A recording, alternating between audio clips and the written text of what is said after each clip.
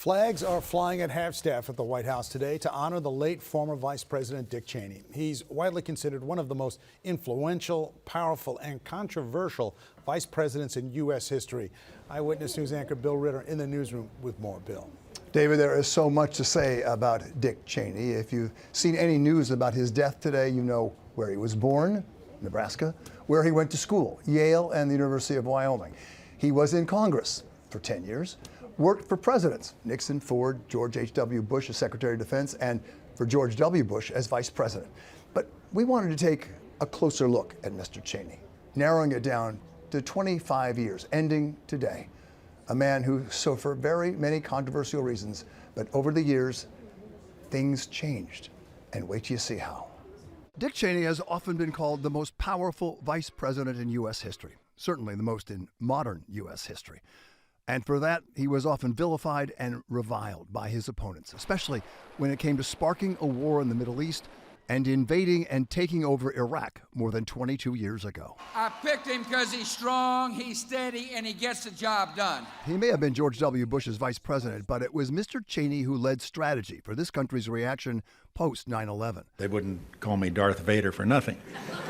Only in the last few years did critics change their minds, as Dick Cheney no longer had the banner as most controversial conservative.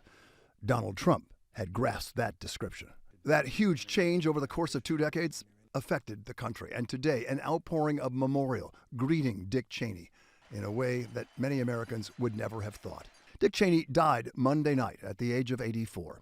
He died, says his family, due to complications of pneumonia and cardiac and vascular disease. He died as a changed man. One of his daughters was gay, and despite a flood of anti-gay sentiment from many of his political comrades, he stood behind his daughter Mary. As many of you know, one of my daughters is gay. I think people ought to be free to enter into any kind of union they wish. He also stood with another daughter, Congresswoman Liz Cheney, who, like her father, was in contempt of Donald Trump.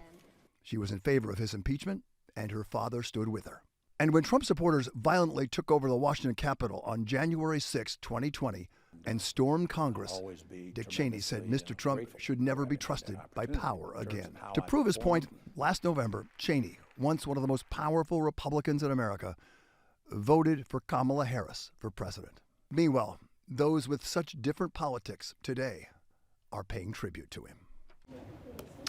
As we said at the beginning of this story, today at the White House, where he worked and had such a huge presence, the flag down there is at half-staff to remember Cheney and some of the country's most difficult times. For the record, President Trump has not yet spoken publicly about the death of Dick Cheney, at least not so far this afternoon.